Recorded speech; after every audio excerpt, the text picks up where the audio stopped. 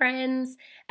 Today we are going to read the first two chapters of the book Letters to the Lost. If oops, if I scroll down on my page, you can see this is the front cover to the book, so it's really kind of a cool concept for the cover. This is a realistic fiction novel, and it's written from various perspectives. So our two main characters, Juliet Young and Declan Murphy, as the chapters alternate, the perspectives alternate as well. So you get inside both of their minds, and so that is a really interesting way to experience a story. It's kind of a different storytelling perspective. So I'm going to go ahead and give you the synopsis for the book, so maybe it sparks your interest a little bit. Juliet Young always writes letters to her mother, a world-traveling photojournalist. Even after her mother's death, she leaves letters at her grave. It's the only way Juliet can cope. Declan Murphy isn't the sort of guy you want to cross. In the midst of his court-ordered community service at the local cemetery, he's trying to escape the demons of his past. When Declan reads a haunting letter left beside a grave, he can't resist writing back. Soon, he opens up to a perfect stranger, and their connection is immediate. But neither Declan nor Juliet knows that they're not actually strangers. When life at school interferes with their secret life of letters, sparks will fly as Juliet and Declan discover truths that might tear them apart. So it really is an interesting concept. The very first chapter of the book, as you're going to see, Declan does read this letter that Juliet puts on her mother's grave, and he does respond, and that kind of enrages Juliet. And so she writes back, and they end up almost having this pen pal like relationship. And they kind of form this bond. And in real life at school, they're the same age, they go to the same school, and they know each other at school.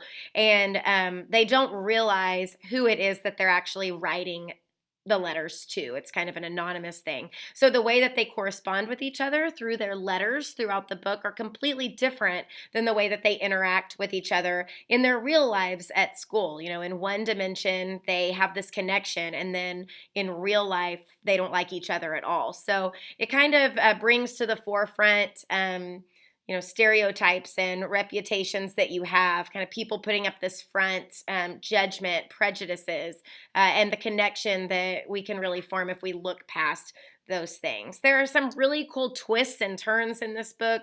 The plot is really interesting. We find out a lot about the characters throughout the story, and we find out connections that they have with each other that they weren't aware of at the beginning. So I think that you'd really like this book. It is a very emotional book.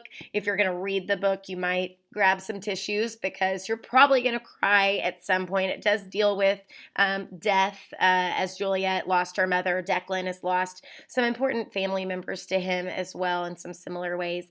And so it does deal with some pretty heavy stuff, but it's worth the read if you're into that. The next thing we're going to do is look at the book trailer. So I'll play it for you now.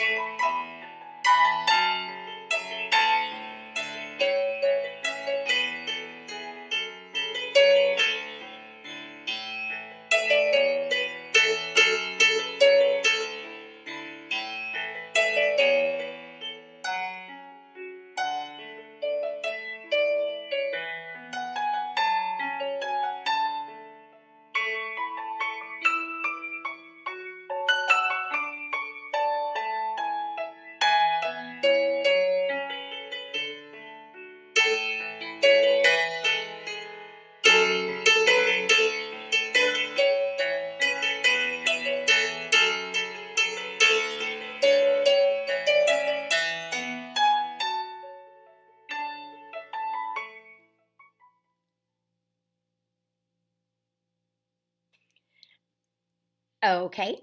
So, as you saw in the book trailer, there is a spin-off book that is also available. And so it's kind of cool when you find a book that you really like and you can keep on reading through another book. So, the next thing we're going to do is look at the chapters for today.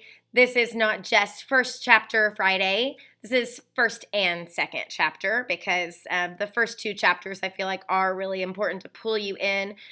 So I've got the video that I'll show of myself reading these first two chapters. So if you'll just stay on board with me, we'll do some reading. Hey guys, today we are going to have first chapter Friday, but I'm going to be reading to you the first and the second chapter. And our book is Letters to the Lost, and this is in our actual library. We don't have the ebook for Letters to the Lost in our digital library or the audiobooks. If you want to read this one, you got the paper copy. It's by Brigitte Kimmerer, and this is fiction. It's realistic fiction. It's also a Lone Star nominee, which means librarians across the state of Texas felt like this book was a book that could really speak to middle school students and had a lot of literary merit for you guys that you could really connect to. So it's pretty interesting. If you look on the cover of the book, you can see there are these beautiful flowers, and they are made up of actual letters. So that's kind of neat. All right, I'm going to go ahead and read the first two chapters for you. You get a bonus chapter today. Chapter 1. There's this photograph I can't get out of my mind. A little girl in a flowered dress is screaming in the dark. Blood is everywhere, on her cheeks, on her dress, in spattered droplets on the ground. A gun is pointed at the dirt road beside her, and you can't see the man, but you can see his boots. You showed it to me years ago, telling me about the photographer who got the shot, but all I remember is the scream and the flowers and the blood and the gun. Her parents took a wrong turn or something, in a war zone maybe. Was it Iraq? I think it was Iraq. It's been a while, and I'm fuzzy on the history of it. They took a wrong turn, and some spooked soldiers started firing at the car. Her parents were killed instantly. The little girl was lucky. Unlucky? I don't know. At first you see the horror, because it's so perfectly etched in the little girl's expression. Then you see the details, the blood, the flowers, the gun, the boots. Some of your photographs are equally gripping. I should probably be thinking of your work. It seems wrong to be leaning against your headstone and thinking about someone else's talent. I can't help it. You can just see it on her face. Her reality is being ripped away, and she knows it. Her mother is gone, and she knows it. There is agony in that picture. Every time I look at it, I think, I know exactly how she feels. I need to stop staring at this letter. I only picked up the envelope because we're supposed to clean up any personal stuff in front of the gravestones before we mow. I usually take my time because 8 hours is 8 hours, and it's not like I'm getting paid for this. My grease-stained fingers have left marks along the edges of the papers. I should throw it away before anyone knows I touched it, but my eyes keep tracing the pen strokes. The handwriting is neat and even, but not perfect. At first, I can't figure out what's holding my focus, but then it becomes clear. A shaky hand wrote these words, a girl's hand, I can tell. The letters are rounded just enough. I glance at the headstone. It's newish. Crisp letters are carved into shiny granite. Zoe Rebecca Thorne, beloved wife and mother. The date of the death hits me hard. May 25th of this year, the same day I swallowed an entire bottle of whiskey and drove my father's pickup truck into an empty office building. Funny how the date is etched into my brain, but it's etched into someone else's for entirely different reasons. Thorne. The name sounds familiar, but I can't place it. She's only been dead a few months, and she was 45, so maybe it was in the news. I bet I got more press. Hey, Murph, what gives, man? I jump and drop the letter. Melonhead, my supervisor, is standing at the crest of the hill, wiping a sweat-soaked handkerchief across his brow.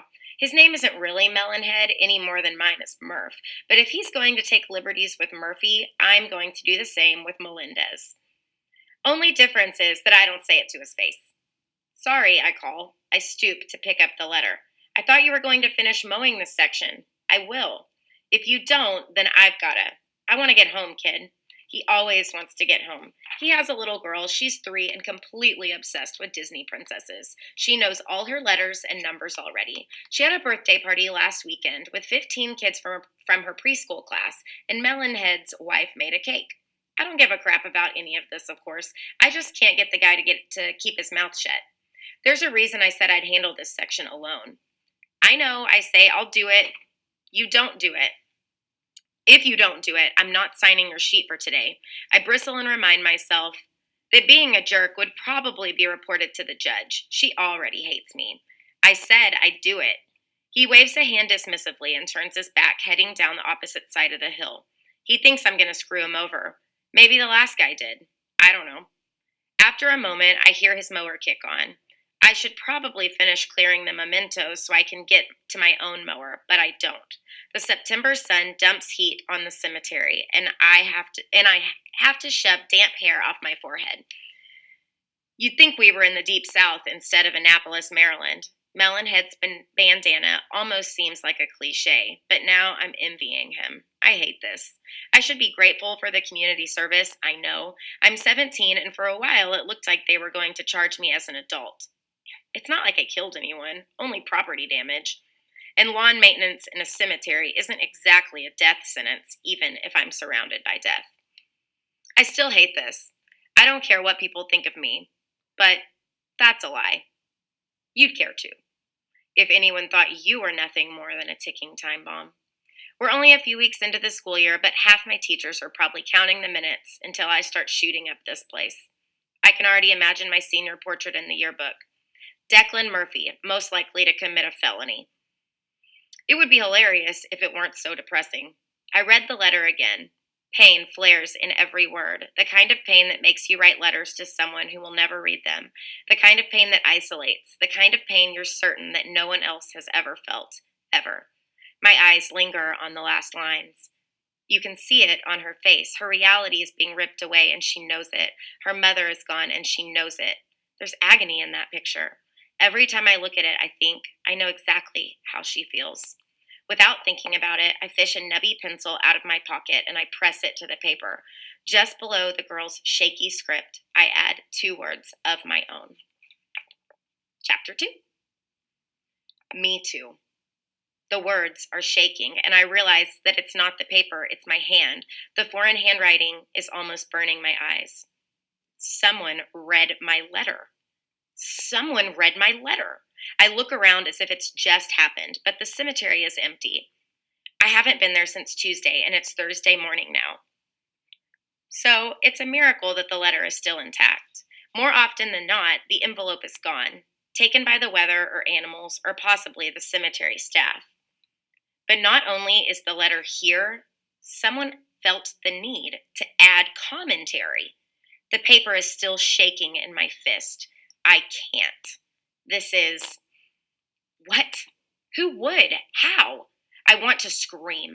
I can't even think in complete sentences. Rage is burning up my insides. This was private, between me and my mother. It has to be a guy. Greasy fingerprints line the edges, and the handwriting is blocky. It smacks of arrogance to insert himself into someone else's grief and claim to be a part of it.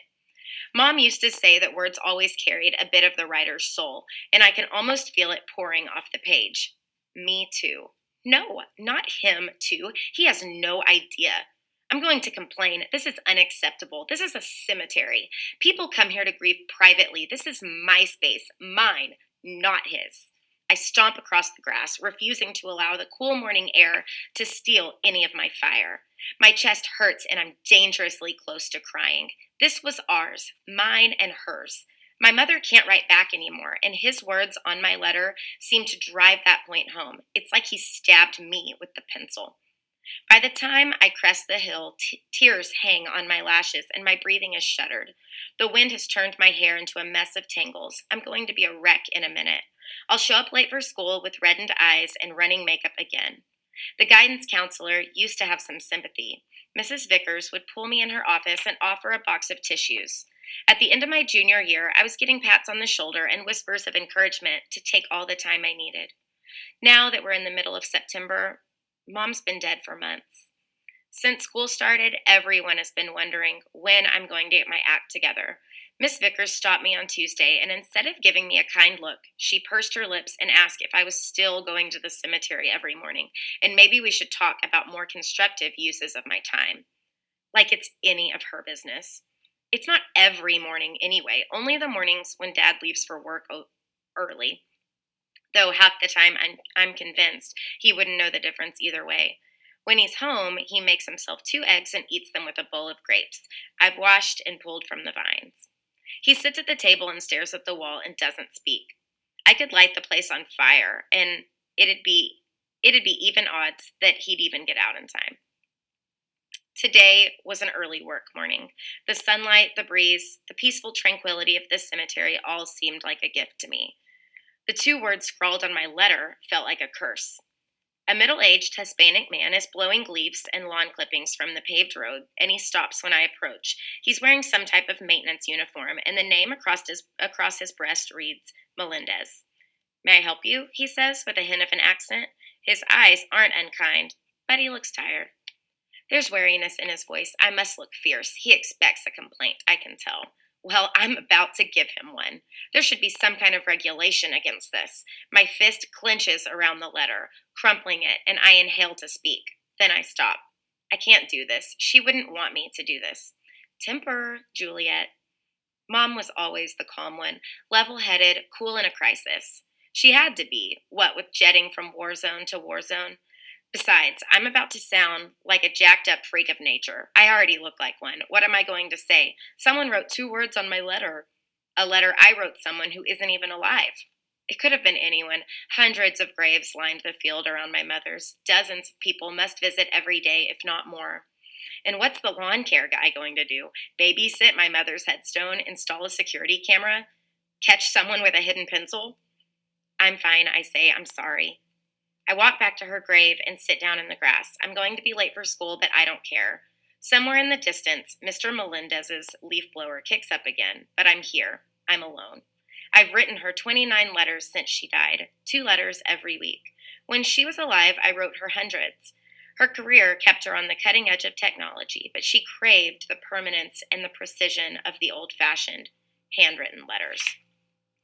Cameras with film. Her professional shots were always digital, stuff she could edit anywhere, but film was her favorite. She'd be in some African desert, shooting starvation or violence or political unrest, and she'd always find time to write me a letter. We did the normal thing too, of course, emails and video chatting when she had the chance. But the letters, those really meant something. Every emotion came through the paper, as if the ink and dust and smudges from her sweat lent weight to the words, and I could feel her sense of fear, her hope, and her courage. I'd always write her back. Sometimes she wouldn't get them for weeks, after they'd filtered their way through her editor to wherever she was on assignment. Sometimes she was home, and I could hand her the letter on my way out the door. It didn't matter. We just thought on paper to each other. When she died, I couldn't stop. Usually, the instant I get to her grave, I can't breathe until I'm pressing a pen against the paper, feeding my thoughts to her. Now, after seeing this response, I can't write another word to her. I feel too vulnerable, too exposed. Anything I say could be read, twisted, judged. So, I don't write a letter to her today. I write a letter to him. Chapter 3. So I'm not going to read you chapter 3 today, but it does start with her letter that she writes back to him. And so it's really interesting throughout this book. You get to read these letters, but then you also have that perspective where you know what's going on inside the character's head, while it's happening. So it's a really good book. It's really interesting. There's lots of things that were kind of hinted at the first 2 chapters. And throughout the book, we learn more about our characters and why they are the way that they are and what has happened to them to make them that way. And so It's really interesting, and I highly recommend it to you. I think that you'd really like it. So if you're interested, please go ahead and scroll down on the website and fill out the form to get this book because it's a good one. So, all right. See you later. Thanks. Okay, so you are going to have an opportunity to fill out the form. It is at the very bottom of the page, the book reservation form. Of course, you guys are familiar with it. So if you are interested in this book, when the video is over, you'll have about 5 minutes to get your computer out and go ahead and fill out the form. It's the only time during class today that you're going to be on your computer. So after you get that form filled out, you are going to put your computer away and you're going to do some independent reading. I also want to point out on the website there is more information about our author. If you click on her image, it's going to take you to her webpage. It's loading. There it is. All right, so featured on her webpage is the new book that she has out. Looks really interesting. And then there's information about her and who she is, how you can follow her on Instagram and all that good stuff. So if you're interested or you want to know what else she has to offer, you can go through here and get some more information about what she has. She also has writing advice for kids on here as well, and I think that that's kind of a cool thing that she has on there too. So anyway, at this time, if you are interested in reading Letters to the Lost, which I hope you are, go ahead and get out your computer. You are going to fill out the book reservation form. If you are not interested in checking out Letters to the Lost and filling out the form, then you don't need to get your computer out. You are going to spend the rest of your class time today with your own books that you have brought to the classroom already, and you are going to be reading independently. We had a book check yesterday, so everybody should have a book. If for some reason you do not have a book today, you are not going to go to the library. Instead, you can come up and get a book on the little shelf by my desk. I do ask that if you borrow a book, you do leave your shoe with your substitute teacher up at my desk. At the end of class, when you're ready to turn my book back in, then you can get your shoe at that time as well. I don't want you to accidentally walk out of the room with my book. I think that that's about all that we've got. Please remember tomorrow you need to bring the article that I gave you yesterday back to class. If you have not read that article, then remember you need to do that. You need to be looking for those specific things that I talked to you about. Finding evidence within our informational text that prove that vaping is dangerous to your health. You also need to be reading and annotating that article for information that supports the claim that vaping companies like Juul have intentionally marketed and targeted kids and have support to back up that claim as well. That's the direction that we're going to be going on Friday, so make sure that you come to class ready to tackle that and discuss those points that you have found in your paper.